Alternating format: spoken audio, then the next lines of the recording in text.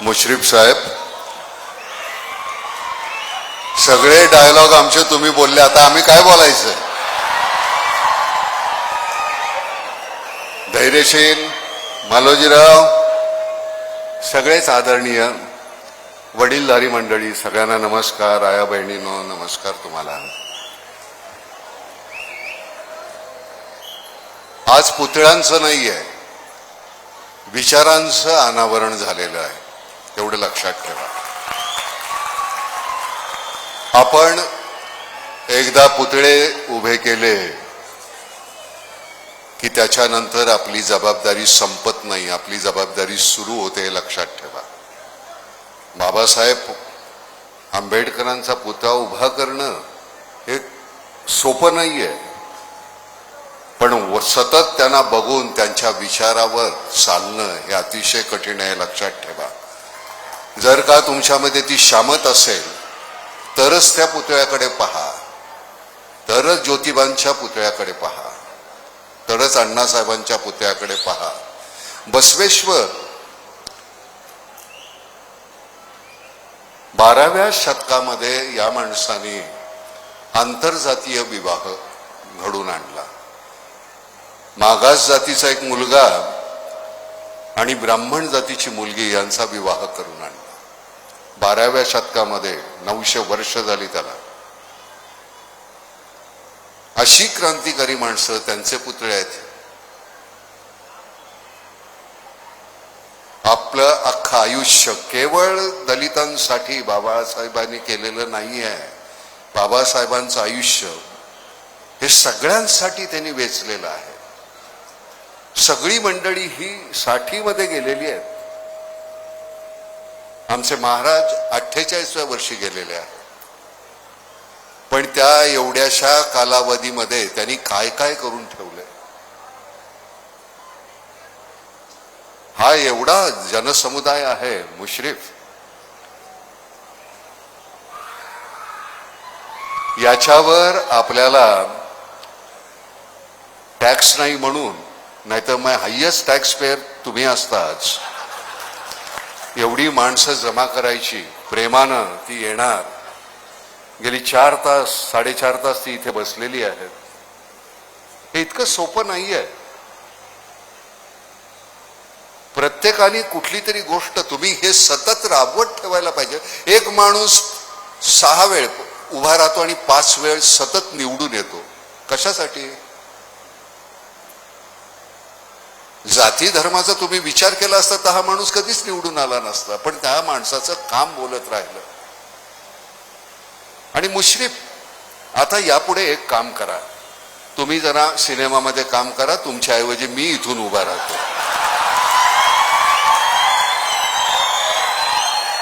कारण इतकी सुंदर डायलॉग बाजी मला जमणार नाही याच्या पुढं. थोडंसं वजन वाढून मला जमलं तर मी इथं उभा राहतो आणि तुमच्या पुण्याईवर मी पुन्हा निवडून येतो. त्याची काळजी करू नका, मी निवडून येईन. फक्त तुम्ही एक म्हणायचं, त्याला निवडून द्या. केवळ युती आघाडी आहे म्हणून नाही, पण सगळ्या पक्षाची मंडळी इथं आहे. सरते शेवटी आम्हाला ह्या तुमच्यासाठी काम करायचंय. तुम्ही आम्हाला काहीतरी दिलं, मला काही देणं घेणं नाही तुम्ही कुठल्या पक्षाचे आहात. तुम्ही आम्हाला सामान्य लोकांसाठी काम करता का, हा सगळ्यात महत्वाचा मुद्दा आहे. माझ्या 2 वेळच्या जेवणाची, माझ्या छपराची, माझ्या वस्त्राची मला भ्रांत आहे, तेवढं तुम्ही पूर्ण केलं. आम्ही आहोत तुमच्या मागं. आम्ही केवळ प्रेम करू जाणतो, पण म्हणून आम्हाला तुम्ही दाबू नका. तुम्ही म्हणजे कोणीही राजकारणी, मी कुठल्या पक्षाचं म्हणून म्हणत नाही. निवडून देतो त्यावेळी ही तुमची जबाबदारी आहे. निवडून आल्यानंतर आमच्या विवंचना दूर करणं. आणि सातत्यानं 25 वर्ष तुम्ही करताय ते. 25 वर्ष हा छोटा कालावधी नाहीये. भ्रष्ट होण्यासाठी थोडीशी एवढीशी पॉवर पुरेशी असते, पण ते नाही झालं. मुश्रीफ तसेच राहिले. धैर्यशील, सुरुवात आहे मालोजीराव, सुरुवात आहे. खूप मोठा पल्ला गाठायचा आहे आपल्याला. पण समाजभिमुख आपण झालो तर काय होऊ शकतं, तर हे मुश्रीफ होऊ शकतो माणूस. आणि हे कौतुकानं नाही बरं का. कुठलं चुकीचं वाटलं असतं तर मी मुश्रीफानं म्हटलं असतं. त्याच्यासाठी शिवी द्यावी लागत नाही, त्याच्यासाठी मोठ्याने ओरडावं लागत नाही. मगाशी तुम्ही म्हणालात गांधींचा पुतळा उभा राहायला पाहिजे. गांधींचा पुतळा आपल्या आतमध्ये असायला पाहिजे. सगळे पुतळे आतमध्ये असायला पाहिजे. पुतळे म्हणजे सत्य शेवटी काय ते विचार आहेत, सतत त्याची तुम्हाला जाणीव होत राहावी म्हणून ते समोर असतात. पण मला ते आतमध्ये असायला पाहिजे ना. नुसते पुतळे उभे करून करणार काय. माझ्या पाया कोणीतरी पडल्यानंतर मी त्यांचा उलटा पाया पडतो, त्याचं कारण माझी लायकी नाही तेवढी.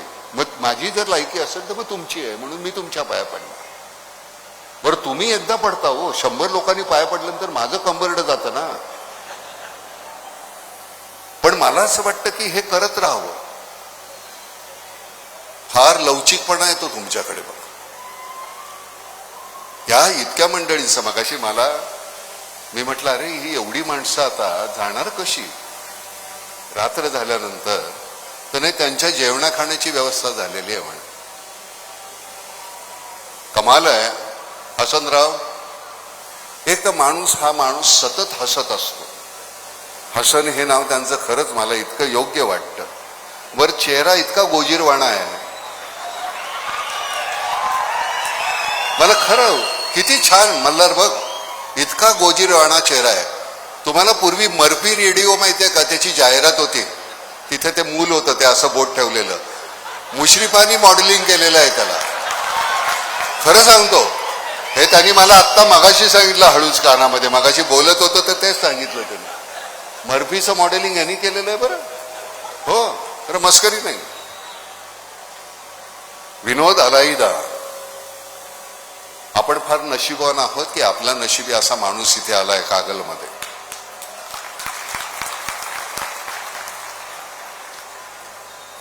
खात्रीनं मी सांगतो, पुढच्या निवडणुकीला मुश्रीफ निवडणुकीला उभे आहेत एवढं पुरेसं आहे.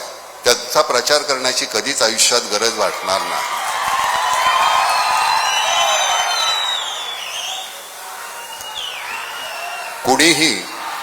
कुणाचीही प्रार्थना नाही. हसनराव, हे सातत्य तुम्ही जे टिकवलेलं आहे, कुणाचीही प्रार्थना नाही तुमच्या विरुद्ध जिंकण्याची. आणि तुम्ही हे असेच राहणार आहात.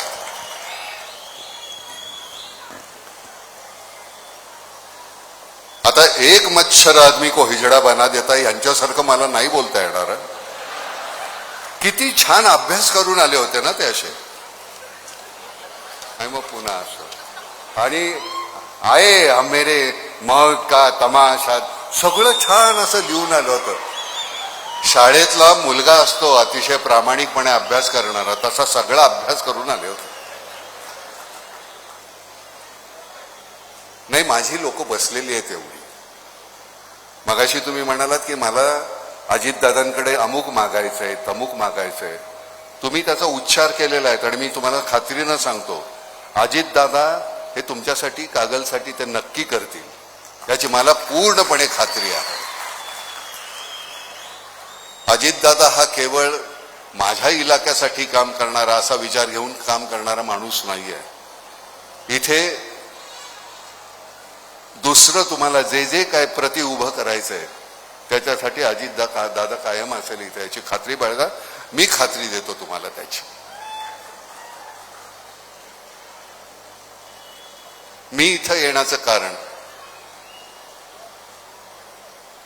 म्हणजे मला त्यांनी विचारलं सुद्धा नाही मुश्रीफांनी की नाना तुम्ही याल का, हा दिवस आहे आणि मी तुमचं नाव घालतोय.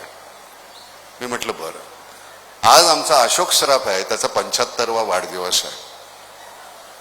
अशोक सराफ म्हणजे मी आज तिथे असायला पाहिजे होतं. या माणसानी माझ्या पडत्या काळामध्ये, माझ्या अतिशय सुरुवातीच्या काळामध्ये, म्हणजे त्याला 250 रुपये एकाच नाटकाचे मिळायचे प्रयोगाचे आणि मला 50 रुपये मिळायचे. आणि नाटकाचे प्रयोग झाल्यानंतर थोडा वेळ असायचा आमच्याकडे, थोडा म्हणजे भरपूरच वेळ असायचा. मग पत्ते खेळा, कुचाळक्या करा. पत्ते खेळत असताना तो माझ्याबरोबर 5-10 रुपये हरायचा मुद्दाम, का तर मला कमी पैसे मिळतात आणि ते पैसे मला मिळावे. मी त्याचे हात पाय डोकं, डोक्याला तेल लावून दे, पायचे, त्याचे मला तो 5 रुपये द्यायचा. ह्या माणसाने मला खूप सांभाळलं. अशोक सराफ, विक्रम गोखले, आमच्या इंडस्ट्रीमध्ये सगळ्यामध्ये गैरशील. आमच्या इथे जातपात धर्म नाही, ह्या 2 गोष्टी आहेत, राजकारण आणि नाट्य सिने ही आमची. तिथे कोणीच जात नाही, तिथे हुनर बघतात. तसं राजकारणामध्ये सुद्धा फक्त तुमचा हुनर काय, तुम्ही आमच्यासाठी काय. बरं, तुम्हाला काय आम्ही गुळ खोबरं दिलेलं नाही ना राजकारणात. या तुम्ही स्वतःहून आलेले आहात, त्यामुळे आता ती तुमची जबाबदारी आहे की सगळं काम, तुमचं सगळं आयुष्य हे आमच्यासाठी समर्पित करायचं, आणि ते तुम्ही केलेलं आहे. मुश्रीफ साहेब, मी तुमचा अतिशय आभारी आहे.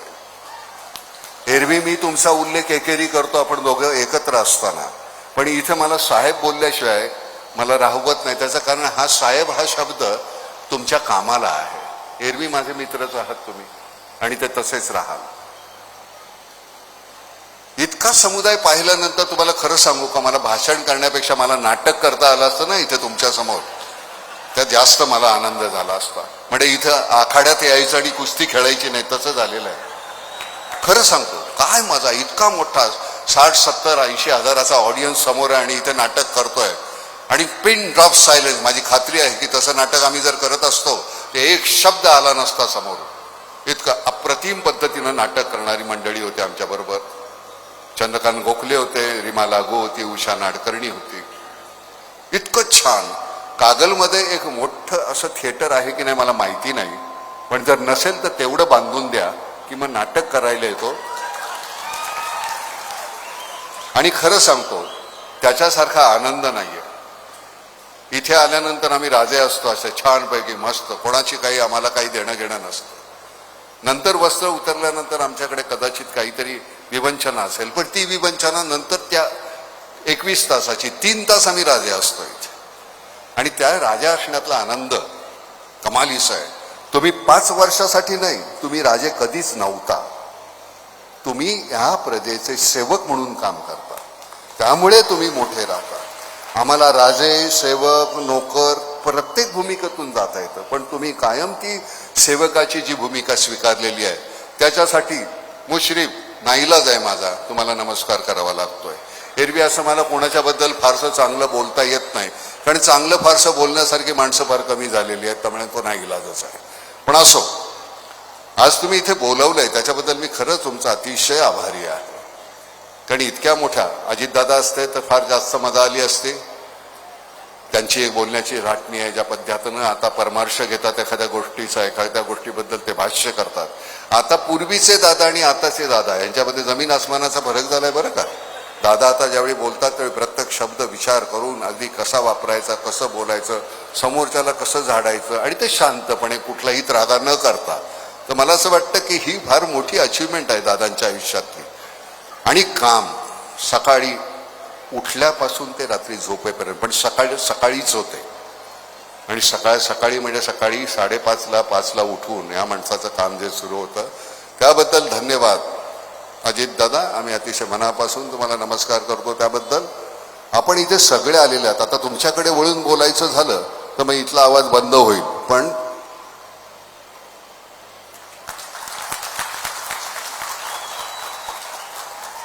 तुम्ही सगळे मान्यवर आहात. तुम्ही सगळ्यांनी तुमचं आयुष्य आहे ना समर्पित केलेलं आहे. बदल्यात कधीतरी यश, कधीतरी अपयश. हे माझी आहेत, हे भावी आहेत, हे आत्ताचे आहेत, आजी आहेत, अशी खूपशी मंडळी आहेत. पण आजी, माझी, भावी जे काही जे असते, पण तुम्ही समर्पित केलं हे मान्य. त्यामुळे तुम्हाला सगळ्यांना नमस्कार. तुमच्या आयुष्यामध्ये आलेले चढ उतार ते पेलवणं फार कठीण असतं.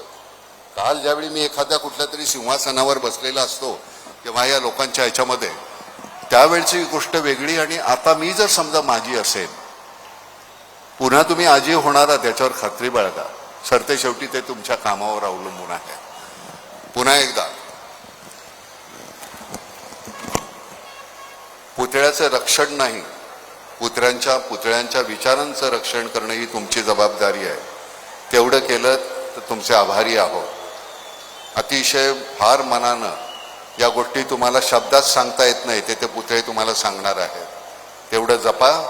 पुन्हा एकदा सांगतो, आता हे काही डायलॉग बोलण्याची जागा नाही आहे. माझे सगळे डायलॉग झालेले आहे.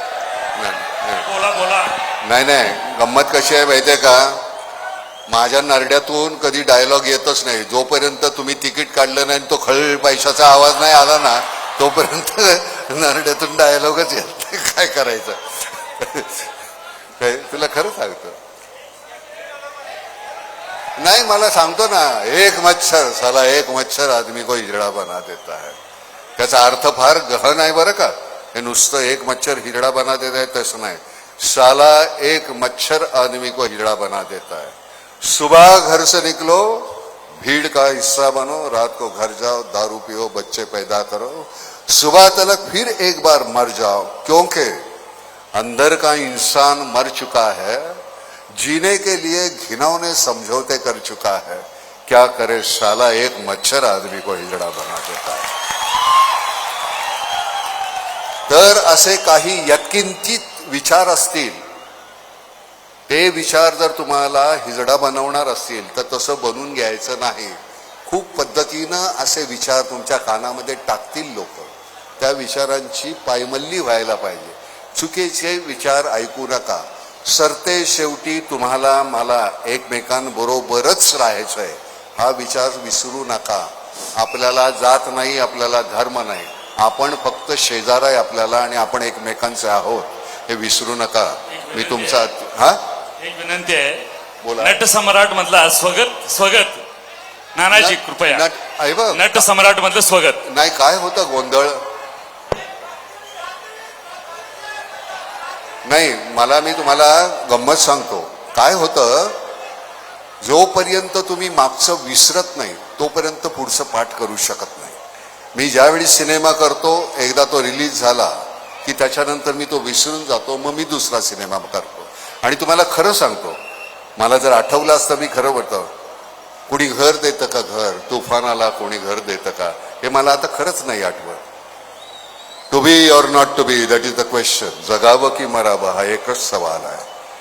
या दुनियेच्या उकिरड्यावर खरकट्या पत्रावळीचा हिस्सा होऊन जगावं बेशरम लाचार आनंदानं, की फेकून द्यावं या देहाचं लक्तर त्यात गुरफटल्या जाडेवेनं. आता हे तिथं गेल्यानंतर बोलत असताना तुम्हाला खरं सांगतो, कॅमेरा सुरू असतो त्यावेळी मी नाना नसतो, मला तो परकाया प्रवेश करावा लागतो. आता मी इथून तुमच्याशी बोलत असताना मी नाना आहे हे मी विसरू शकत नाही. त्यामुळे तो परकाया प्रवेश करता येत नाही. या मंडळींना तो करता येतो. हसनराव, जरा इथं आलात तर बरं होईल. जरा इकडे या.